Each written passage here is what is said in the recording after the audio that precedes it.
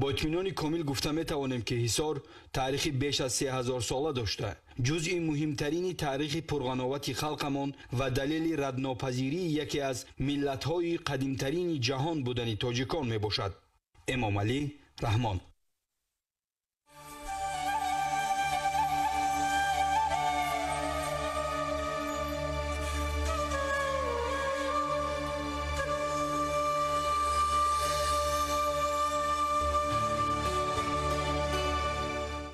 تاریخ گواهی می‌دهد که در وادی حصار شادمان 40-50 هزار سال مقدم انسانیت زیسته. این سرزمین مقدس هنوز در دوران دولتداری پیشدادیان دولت و دولتداری داشته است. آن بازیافت‌هایی که از خود حصار دریافت شدند بسیار، یعنی مدنیت هر دوره رو در بر می‌گیرد، از دوره سنگ سر شده تا دوره عصر میانگی دوام یافته است که حالا آموزشی که در خود قلعه حصار شده ایستادن بسیار مدنیت آمیخته است، زیرا هر دوره خراب شده از نو باز برقرار شده است و امروز ما گفته میتوانیم که از دوره سنگ سر کرده تا یعنی نیمه اول عصر 20 تا انقلاب اکتبر شهر حصار وجود داشت. هر مراتب خراب شد باز از نو برقرار شد و یک مدنیت خاص خود را در اینجا دارد. نام این سرزمین زرخیز را شومان یا سومان گویند که در کتاب اوستا آمده و همچنین سیاح چین سوانتزیان که در عصر 7 میلادی این ملک را سیر کرده گفته است. شومان شهر است از غرب تا شرق 4 روزه و از جنوب تا شمال 1 روزه راهی سفر دارد و در پایتخت این ملک 2 دیر بودایی موجود است. دکتر، از مانوگوی تاریخی و فرهنگی قلعه حصار در دهه بوستان مردمی این دهه در نتیجه گرفتن خاک همین کوهپاره در نتیجه کشادن 2 غار دریافت کردند. بعداً عالمان، باستانشناسان و مورخان با اینجا آمدن بعد از تحقیقات معین کردند که این 2 غار متعلق به عصرهای 1 و 2 پیش از میلاد به دوره کوشانیان تعلق دارد و این غارها صحبتگاهی بت پرستان است. ببینید خوشرو گچکاری کرده شده است و متخصصان باستانشناسان مورخان برای نظرند که این سفره آخری غار است. این غار یکم درازه‌اش 25 متر است، غار دیگری 40 متر و این سفره که در هر 2 غار است برای نگهداشت بود بوده است و بود پرستان در اینجا می نشستند صحبت ها میکردند و یک موضع تاریخی است باید که این را محفوظ نگاه داشت تا اینکه سیرگاه سیاحان باشد.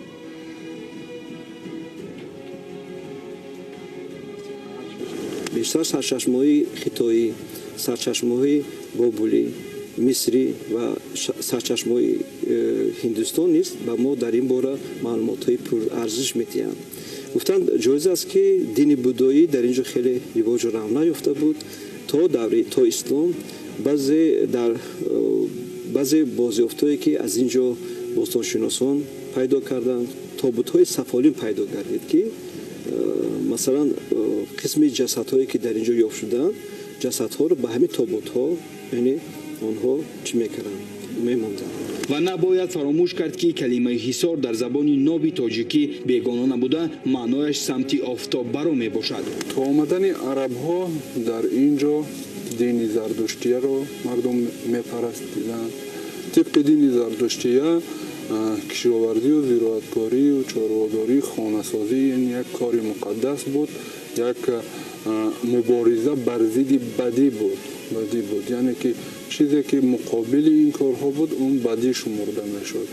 از همین طریق تاریخ حصار بسیار طولانی هست.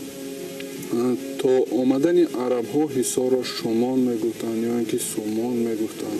وادی حصار با قطار کوههای حصار احاطه شده در بلندی 720,180 متر از سطح بحر واقع گشته است. مساحتش 11,900 کیلومتر مربع بوده، اهالیش 1.6 میلیون نفر میباشد. حصار در مسافه 24 کیلومتری قسمت غربی پایتخت شهر دوشنبه جایگیر شده است. حصار یکی از شهرهای قدیمترین آسیای میانه به شمار میرود. مدینه حصار با مدینه آسیای مرکزی مطابق است، یعنی جوابگو است و اینچنین با مدینه قسمتی خطای هندوستان هم یک موافقت میکنند، بله موافقت خود را دارد.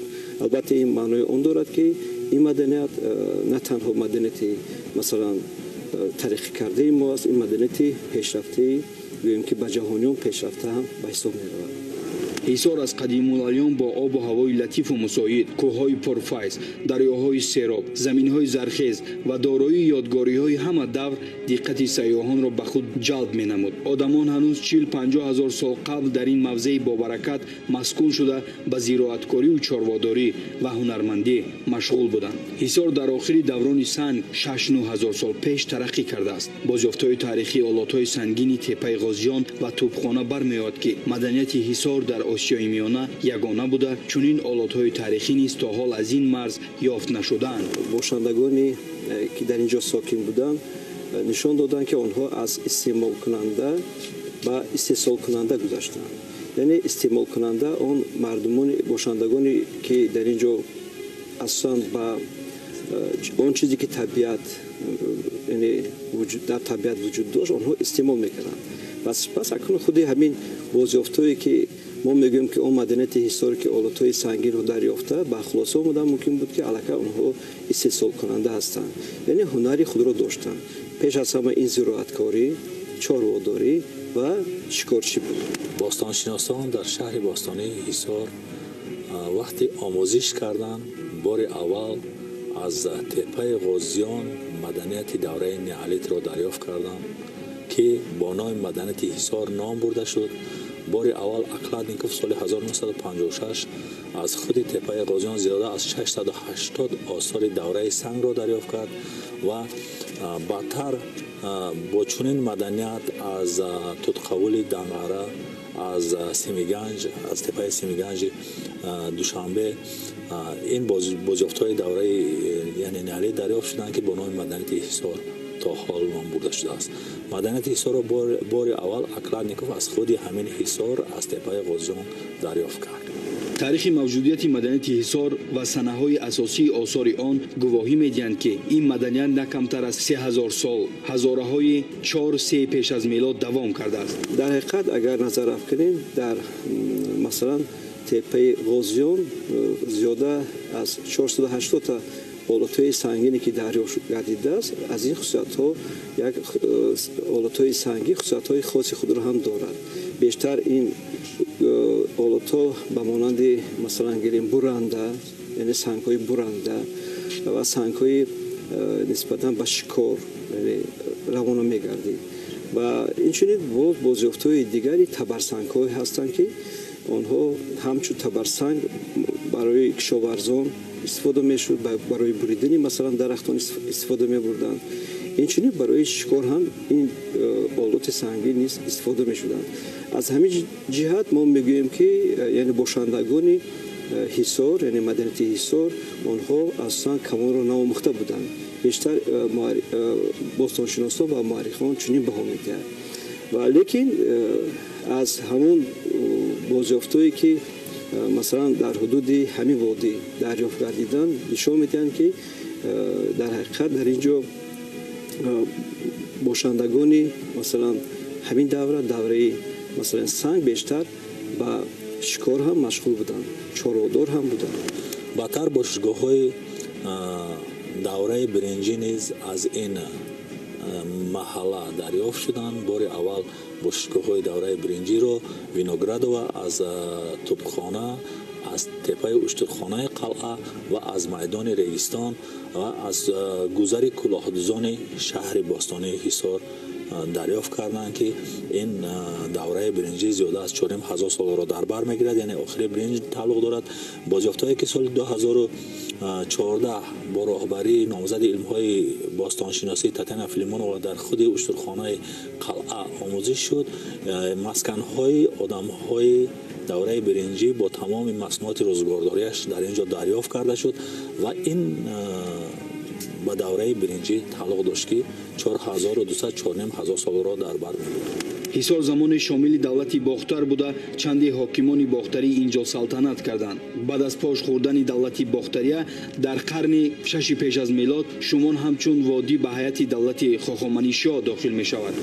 аз бозёфтое ки дарёфт шудааст ҳоло дар осорхонаи тарихии мамнӯъгоҳи тарихи фарҳанги ҳисор, дар осорхонаи марказии ноҳияи ҳисор, дар академияи илмҳо, дар институти тарих академияи илмҳо, дар осорхонаи марказии шаҳри душанбе, дар осорхонаи миллӣ бозёфтҳо ба намоиш гузошта шудааст.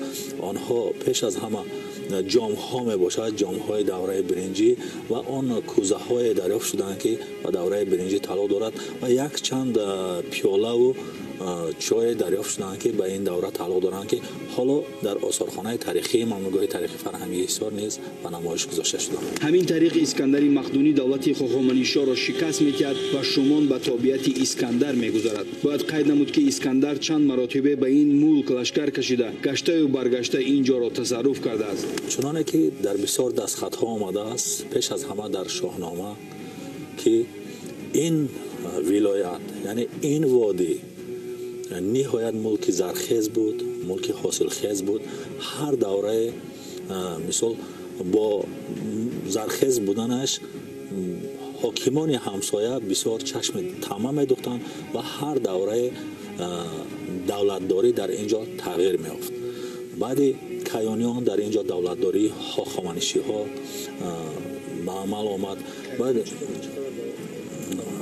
кайёниён тақрибан 400-500 сол давом кардааст. пеш аз кайёниён ҳукмронии давраи пешдодиён буд.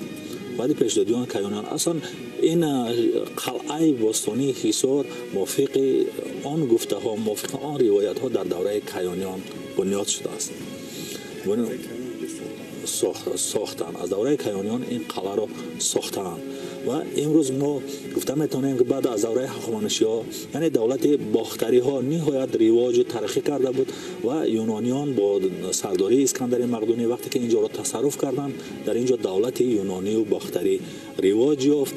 аз давлати юнонии бохтарӣ ҳам зиёда аз 200 сол дар ин ҷо ҳукмронӣ кардааст. як маданияти худро дар ин ҷо мондааст ва имрӯз мо гуфта метавонем ки аз он маданияти давраи юнонӣ бозёфтҳое дарёфт шуданд, чи сикаҳои давраи юнонӣ, чи ва имрӯз мо аз он яъне биноҳое ки аз давраи юнону бохтарӣ сохта шуда буданд дар худи қалъаи ҳисор имрӯз яке аз он биноҳо барқарор карда шуд ки бо номи амфитеатр бунёд шудааст дар аскархонаи қалъаи ҳисор. ҳамин тавр баъд аз салтанати искандар ҳисор ба давлати селевкиён дохил мешавад. салтанати селевкиён низ дер давом накарда аз ҷониби кушониён таназзул меёбад. давраи кушониён як давраи хеле гулгушгуфӣ гӯем ки мардуми тоҷик ба ҳисоб меравад, зеро ки дар ин ҷо дар баробари тараққиёти ҳунарҳои гуногун инчунин шаҳрдорӣ, шаҳрсозӣ низ тараққӣ кардааст.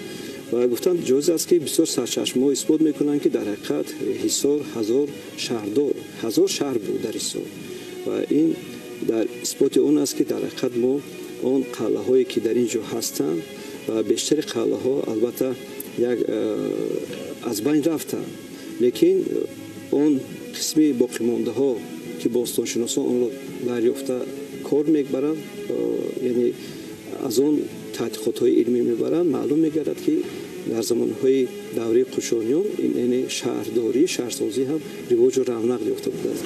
давраи кушониён яке аз давраҳои тараққикардаи ин мулк ба ҳисоб меравад, зеро бостоншиносон аз ҳар 1-2 километр як шаҳраки бостониро дарёфт карданд ки ба давраи кушониён тааллуқ дорад. ниҳоят бозёфтҳои давраи кушониён дар тамоми осорхонаҳои тоҷикистон, чи дар осорхонаи қалъаи ҳисор, чи дар осорхонаи марказии ноҳия ниҳоят зиёданд, зеро мувофиқи гуфтаҳо мегӯянд давраи кушониён барача болои бом то бухоро мерафтааст, чунон тараққӣ кардааст ки ҳар 1 километрда як шаҳраки бостонӣ будааст дар муддати 300 зиёда аз 300 соли ҳукмронии кушониён. давлат ва давлатдории кушониён дар ин мамлакат сар мешавад. кашфиётҳои зиёди бостоншиносӣ аз он далолат медиҳанд ки ҳисор дар замони тобеаи кушониён буданаш хело рушду нумун кардааст.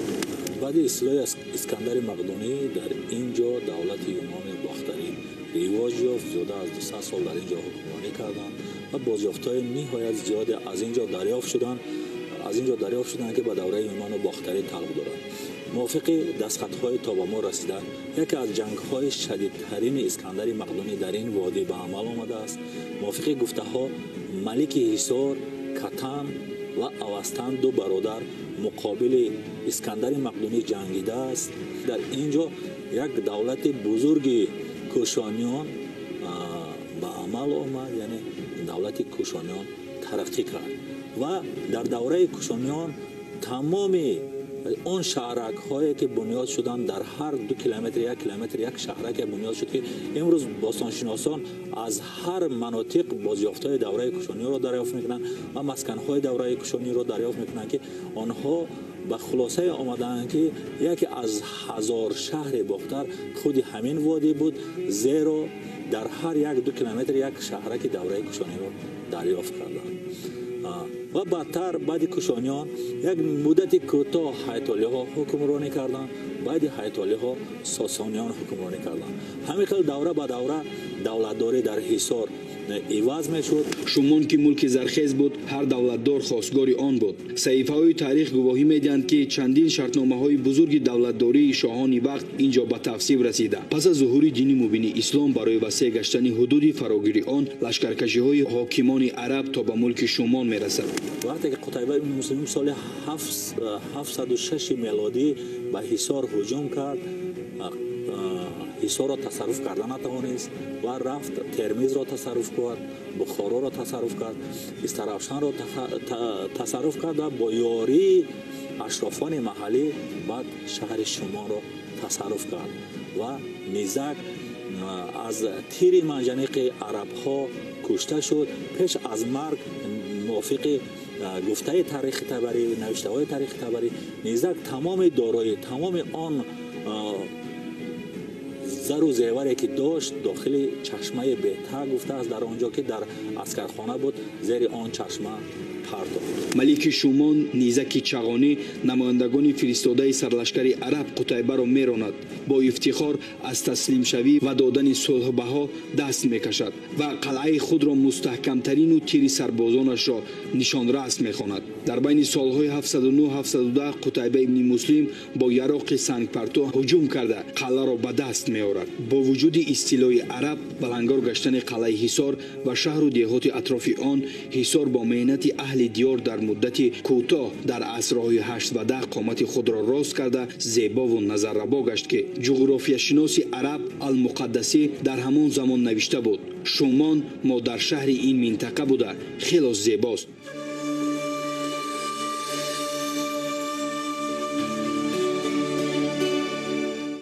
همین طور دوره به دوره ملک زیبای حصار به هیئت دولت‌های سامانیان، چغانیان، غزنویان، غوریان، خوارزمشاهیان، قره‌خطایی‌ها، شیبانیان و دیگرها داخل شده در این ملک لشکرکشی‌های زیاد به میان آمده است. بعد از عرب‌ها باشد حصار به هیئت دولت سامانیان داخل شد.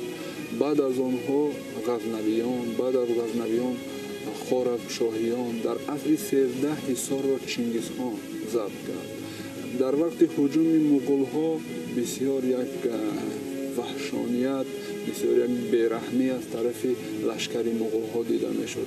تاریخ‌نگار عرب ابن العصر میگوید که مینویسد که وقتی که مغول‌ها هجوم کردند، یعنی که تا درجه بیرحم بودند که زن‌های حامله‌دار را همون شکمشان را بریده، همون طفل را از بطن همون مادر گرفته سر آن طفل را از تن جدا میکردند.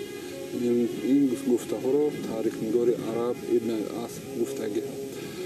خصوصا در زمان هجوم مغول ها بسیاری بناها، بسیاری انشاءات ها خراب شد. بعد از آن تیمورلنگ هم بسیار خرابی ها کرد.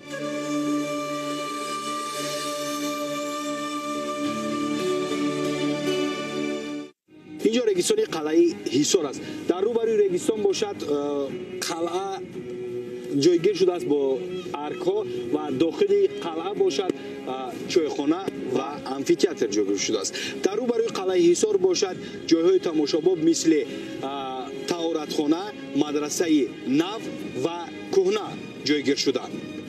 مدرسه مدرسه کهنه متعلق به عصر 16 می باشد و این دو مناره مثل گلدسته این مدرسه را زیب می تهد. دورتر از مدرسه کهنه تقریبا 100 متر جایگیر شده مدرسه نو. مدرسه عرب ها به وادی حصار بعضی بیناها دوباره برقرار میشن. تا هجوم عرب ها این بینا دایره زردشتی بود از سنگ ساخته شده بود و بعد از هجوم عرب ها این بینا دوباره برقرار کرده می شد و به مسجد مبدل گشت. اینجا باشد مقبره مختوم اعظم است که متعلق به عصرهای 10 و 15 می باشد. این بنا از 3 قسم عبارت است. قسم اول مسجد که تعلق به عصر 10 می باشد. قسم دوم مقبره و آرامگاه جنید حصاری متعلق به عصر 13. قسم سوم باشد همچنین مقبره و آرامگاه خواجه اسحاق با اهل بیتش.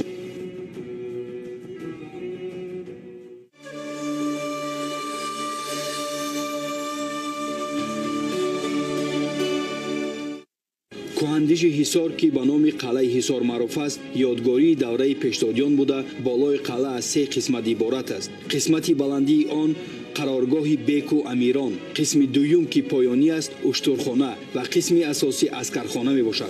کاوش‌های باستانی در اینجا اثبات میکنند که در حقیقت حصار بسیار یک جای قدیمی است. سال 1986 باستانشناس پاول سامویلیک در حصار کار میکردند، در ممنوعگاه تاریخی و فرهنگی حصار کار میکردند. این ارکئولوگ باشد باز در قسمت بلندترین قلعه در یعنی جایی که قصر حکیم حصار بود در اونجا کار کردند و طبق آموزش وی طبق آموزش این ارکئولوگ آخرین قصری که بالای همون قسمت بلندترین بود یعنی تا آمدن بلشویکان در آنجا بود.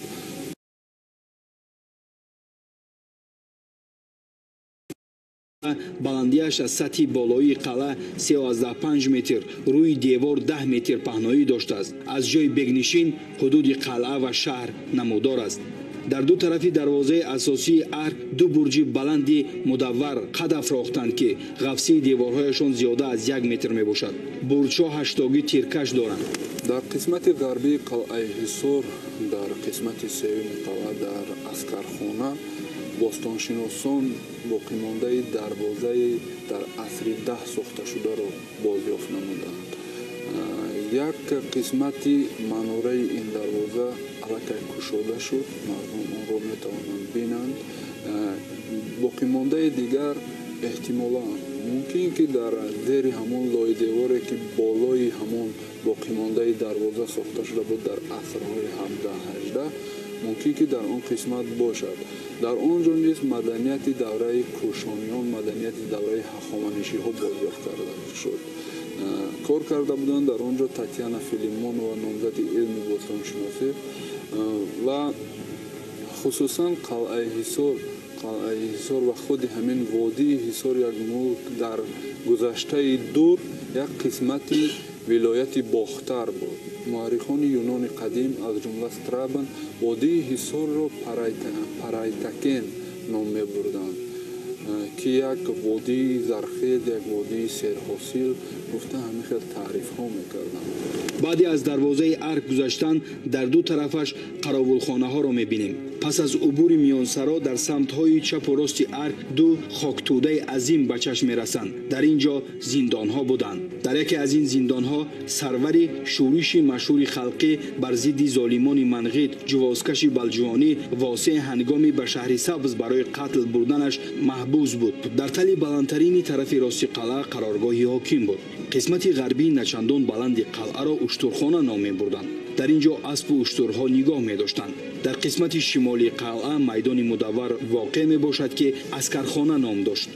امروز از آن شهر قدیمی حصار تا به ما آمده رسیده است خود قلعه حصار که در نوبت خود از 3 قسم عبارت است. در قسمت بلندترینش یک وقتها қасри ҳокими ҳисор буд. қисмати дуюмаш уштурхона дар он ҷо яъне ҷои нигаҳдории аспу шутуру ва дигар ҳайвонҳои беҳисор буд ва қисмати сеюмаш аскархона яъне ҷои зисти сарбозон буд. инчунин деворҳо лойдеворҳои ҳамон ҳар қисматеро иҳота карда шуда низ то ба мо омада расидаанд қисман. имрӯз бошад атрофи қалъа бошад дар майдони регистон якчанд иншоотҳо аз ҳамон шаҳри қадимаи ҳисор омада расидаанд. инҳо мадрасаи нав, мадрасаи кӯҳна, корвонсарой, таҳоратхона, мақбараи махдуми аъзам, масҷиди сангин мебошанд. дар қисмати ғарбӣ аскархона дарвозае будааст ва аз ин ҷо ба дохили қалъа озуқаворию молҳои хоҷагӣ ворид мекарданд. болои қалъа 3 масҷид, атрофи қалъа 21 масҷид ва 5 мадраса вуҷуд дошт. дар пойгоҳи қалъа яъне дар майдони регистон бозори калони ҳисор воқеъ будааст. яке аз роҳҳои марказии шоҳрои бузурги абрашим аз ҳисор мегузашт. дар бозор ғайр аз молҳои маҳаллӣ, матоъҳои гуногун, гӯгирд, тугмаву сӯзаниҳои ҳархела ва маводҳои аз русия овардашуда, инчунин матоъҳои истеҳсоли ҳунармандони англису фаронсавӣ, молҳои ҳиндустону чин хеле фаровон буда мардум аз он харидорӣ мекард. регистони ҳисор дар қатори регистонҳои бухоро ва самарқанд буданд ва ин дар регистон бештар иттилоъ дода мешуд ва мардум ба регистон омада нисбати он хабарҳое ки дар бекигераҳо яъне гузаронида мешуданд дар ин ҷо аз ҳамин гӯем ки регистон аз маълумот пайдо карда метавонистанд ва дар ҳақиқат дар ин ҷо дар қалъаи ҳисор бозорҳои шабона низ амал мекарданд ва хусусияти ҳамин бозорҳо дар он буд ки мардум ки роҳи бузурги абрешим мо ҳам мегӯем дар ин ҷо ҳам он ман савдогарон бештар дар ин ҷо молҳои худро аз кишварҳои гуногун аз ҳиндустон, хитой, аз русия дар ин ҷо меоварданд ва албатта роҳи бузурги абрешим нақши хеле муҳим дорад, зеро ин водӣ гӯем ки як ба табиати зебо, табиате ки аллакай худодод аст, офарида шудааст ва ҳеҷ кас ин водиро ин гуна иқлимро наофаридаанд. лекин аз ҳамин хусусиятҳояш яъне тоҷирон ба ин роҳ бештар майл доштанд ва ин роҳи бузурги абрешим аз ҳисор ҳам мегузашт. дар ҳисор 4 мадраса ва 24 масҷид мавҷуд будааст. ин ҷо замони мадраса будааст ки муаррихон бар он назаранд ки мадрасаи чашмаи моҳиён мутааллиқ ба асри 15 аст. мадрасаҳое ки то ба мо омада расиданд, мадрасаи кӯҳна, мадрасаи нав ва дигар мадрасаҳое ки солҳои синни асри 20 хароб шуданд ба монанди мадрасаи қориён, мадрасаи чашмаи моҳиён, мадрасаи одина, инҳо хароб шуданд ки ба асрҳои 16, 15, 16, 17 талоб. мадрасаи кӯҳна аз сохти анъанавӣ баъзе фарқиятҳо дорад. қаноти рости биноро пурра масҷид бо пешайвонаш ишғол намуда, дар қаноти чап дарсхона вуҷуд дорад. вазифаи дарсхонаро 4 ҳуҷра иҷро менамояд. водии ҳисор ба ҳудуди бохтар шомил буд ва дар ин ҷо хат, илм ва маориф хеле тараққӣ карда буд ва дар ҳақиқат агар назар афканем ба он қалъаи ҳисор ки дар ин ҷо мадрасаҳои хеле таърихӣ доранд. мадрасаҳо бештар албатта мадрасаҳо баъд аз аввалин мадрасаҳо дар самарқанду бухоро пайдо шудааст ва мадрасаҳои ҳисор ҳам дар давраҳои асрҳои 15 ва 16 яъне рӯ ба инкишоф ниҳоданд. ин мадрасаҳо албатта дар ин ҷо барои тайёр кардани мударрисон, барои тайёр кардани қозиёт, барои тайёр кардани масалан муллоидиҳа яъне хизмат мекард. Аҳрон Мухторов, устод Аҳрон Мухторов дар китоби худ ҳисор нисбати ҳамин мадрасаҳо нишон медиҳанд ки масалан аз деҳаи зиракӣ он кас нишон медиҳанд ки дар деҳаи зиракӣ аз 3 нафар 1 нафар аллакай босавод буд.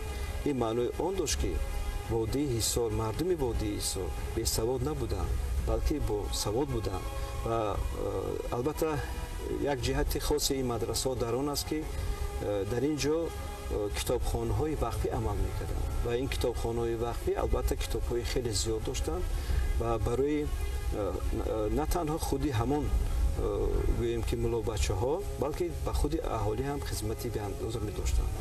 مدرسه کهنه دارای 31 حجره بوده. مساحت عمومی میدان بنا 2550 متر مربع را تشکیل می نماید. هر حجره از آتشدان دیواری، تاقچه های کتاب و ظرفمانی عبارت بوده، بامش گنبد مانند می باشد. این مدرسه ها نسبت از صنعت همچون یک جهت صنعتی معماری آن را به نظر گیریم.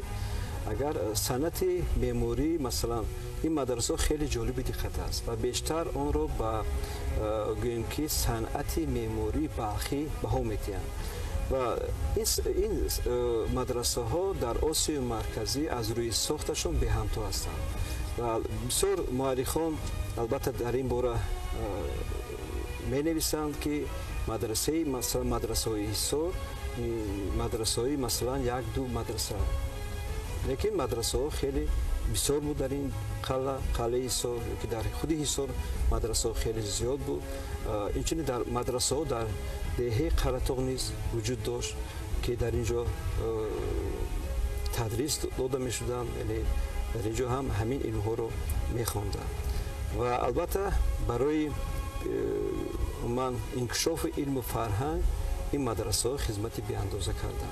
مدرسه نو بعد 50 سال بنیاد مدرسه کهنه ساخته شده است، یعنی در نیمه دوم عصر 17. این مدرسه از جانب یک زن عالی تبار سوداگر قوقندی بنیاد شده است. خانم سبز برای سودا به حصار میآید. از طبیعت و آب و هوای حصار مفتون شده برای ساختمان مدرسه نو مبلغ خیریه میکند. مدرسه دارای 28 حجره که از این 21 تاش آشیانه یکم، 7 تاش در آشیانه دوم جایگیر شده است و یک مسجد و یک صنفخانه میباشد.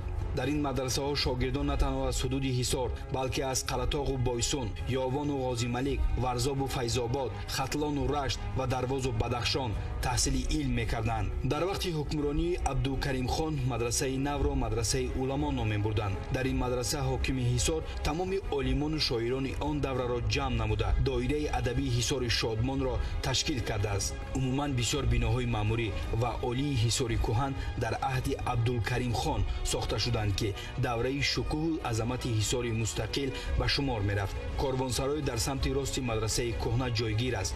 طرح آن از حولی چارکنجکی با بناهای یک و دو آشانه احاطه شده است عبارت میباشد. دیوارها از خشت پخته ساخته شدند. کاروانسرای دارای 34 حجره میباشد که در آن حجره ها مهمانان، سیاحان و سوداگرانی به حصار تشریف آورده اقامت میکردند. کاروانسرای سال 1804 در وقت حکمرانی سعید بی عطالیق ساخته شده است. طهارتخانه بین مدرسه های نو و کهنه جایگیر است. طهارتخانه که از انواع انشاءات محفوظ مانده میباشد که در نزد مسجد و مدرسه ها ساخته میشد.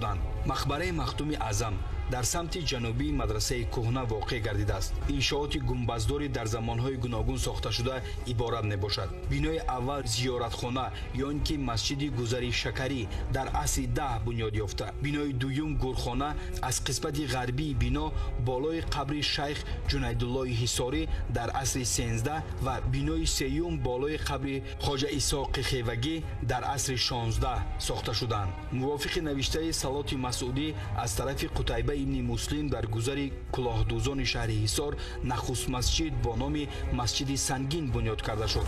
موافق آن دستخط‌هایی که به ما رسیده است یا تاریخ تبریز و صلات مسعودی اولین مسجدی که در آسیای میانه بنیاد شد در گذر کلاهدوزان شهر حصار با نام مسجد سنگین بنیاد شده است و باستانشناسان تاجیک نیز در آن عقیده هستند که اساساً معبدهای زردشتی از سنگ بنیاد می‌شدند. مردم حصار در آنجا به طاعت و عبادت مشغول بودند. وقتی قتیبه ابن مسلم آمد آن معبد را خراب نکرد، فقط محراب ساخت، سمت مکه را معین کرد، به عبادتگاه مسلمانی تبدیل داد که حالا آن مسجد از طرف یعنی مؤسسه دولتی علمی 3 ساله بر وزارت فرهنگ برقرار شده است. حالا آن مسجد تا حال ارزی هستی دارد. مناره و 2 پیشایوان مسجد باشد در عصر 14 ساخته شده است.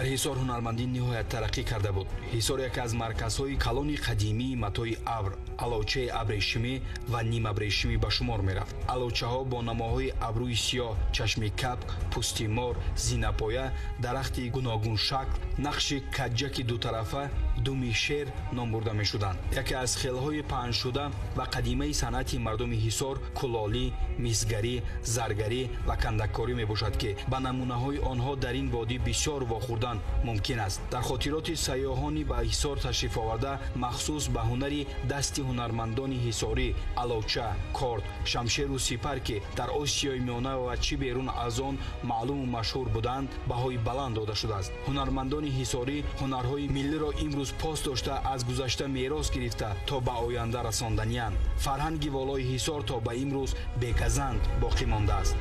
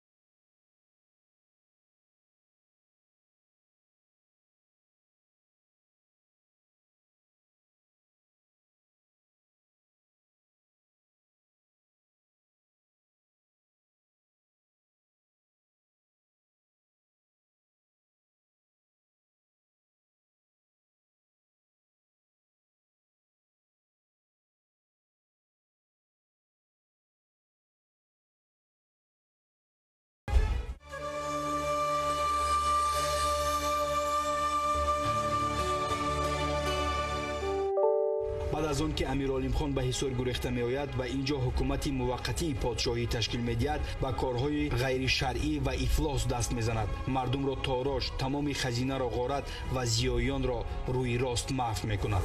солҳои 1920 вақте ки большевикон бухороро гирифтанд, охирин амири аморати бухоро ба ҳисор меояд, ба бухорои шарқӣ. яъне дар аморати бухоро ҳисор пойтахти бухорои шарқӣ мешаваду амиролимхон инҷо омада як муддати муайян, як 6 моҳ ҳукм меронад ва баъд аз инҷо ба афғонистон гирифта меравад. соли 1924 вақте ки ҷумҳурии мухтори шӯравии социалистии тоҷикистон таъсис ёфт, пойтахташ душанбе таъин шуд. эъломияи ҷумҳурии навтаъсисро дар регистони ҳисор қироат карданд ва байрақро дар болои гумбазҳои арки ҳисор барафрохтанд. баъди инқилоби октябр шиори зараровари инқилобшон дунёи кӯҳанро зеру забар намуда олами нав месозем, аз ҷумла ба мавҷудияти шаҳри бостонии ҳисор зарбаи ҷонкоҳ зад. хишои биноҳои қадима барои сохтмони идораи фермаҳои ширу мол, анбори хоҷагӣ, ҳаммому мактаб, беморхонаву театр ва манзилгоҳи шахсӣ истифода шуданд. қалъаи ҳисор ва шаҳри зебову пурбаракате ки тӯли асрҳо шӯҳрати ҷаҳонӣ дошту бо он аз чину ҳиндустон, эрону афғонистон ва дигар кишварҳои дуру наздик ва ҳатто мамолики мағриб тоҷиро ва корвони пурбор омада аз ин сарзамин амволи ба мамлакаташон заруриро мебурданд, дар як муддати кӯтоҳ ба харобазор табдил дода шуд. он ҳама иморатҳову қалъаи бошукӯҳу паҳновар, дарвозаҳои атрофи шаҳр ва масҷидҳову қушмадрасаҳо зиборону зитобиши офтоби замонасозӣ валангор шуданд. баъди давраи шӯравӣ ин ёдгориҳо қариб ки аз байн рафтанд. якчанд ёдгорие ки то ба мо омода расиданд, пеш аз ҳама ин қалъаи бостонӣ, дарвозаи арки ҳисор, мадрасаи кӯҳна, мадрасаи нав, таҳкурсии бинои таҳоратхона, таҳкурсии бинои корвонсарои хиштин, масҷиди сангӣ, мақбараи махдуми аъзам. ин биноҳое ки то ба мо омода расиданд. таърихи ҳисори бостон ҷузъи ҷудонашавандаи рушду такомул ва камолоти халқи тоҷик мебошад. ҳукумати ҷумҳурӣ баҳри ҳифзу нигаҳдории ин ёдгории нодири халқамон ғамхориҳои рӯзафзун мекунад. дар муддати кӯтоҳ маҷмӯаи ёдгориҳои таърихии меъмории ҳисор ба яке аз марказҳои сайёҳии ҷумҳурӣ табдил меёбад. имрӯз мо гуфта метавонем ки ёдгориҳои таърихии ҳисор яке аз ёдгориҳои бой ҳаст ва то ба ҳол ба таври лозимӣ омӯзиш нашудааст ва баъди با توصیب رسیدن قرار حکومت اوید جشن 3000 سالگی حصار امروزها صحیفه های نوی تاریخ حصار باز شده ایستادند. اما گفته میتوانیم که در سالهای نزدیک بسیار بازیافته از خود همین قلعه حصار و دیگر یادگاری هایی که در اطراف قلعه حصار هستند دریافت می شوند. سال گذشته سال 2014 4 سپتامبر از داخل چشمه قلعه حصار سرستون دریافت شد که به این بزرگی سرستون در آسیای میانه بار اول دریافت شده است و یک چند رمز در آن سرستون دیده می شود.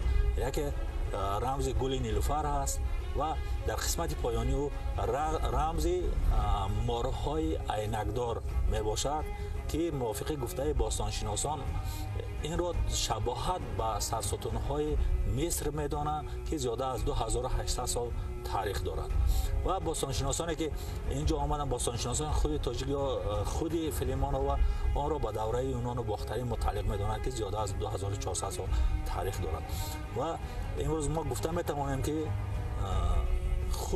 در خود بالای قلعه یک معبد یا قصر زیر این خاک خفته است و آموزش خود را انتظار است که آموزش شود و زیر این خاک اون معبد یا قصری که هست کشاده شود.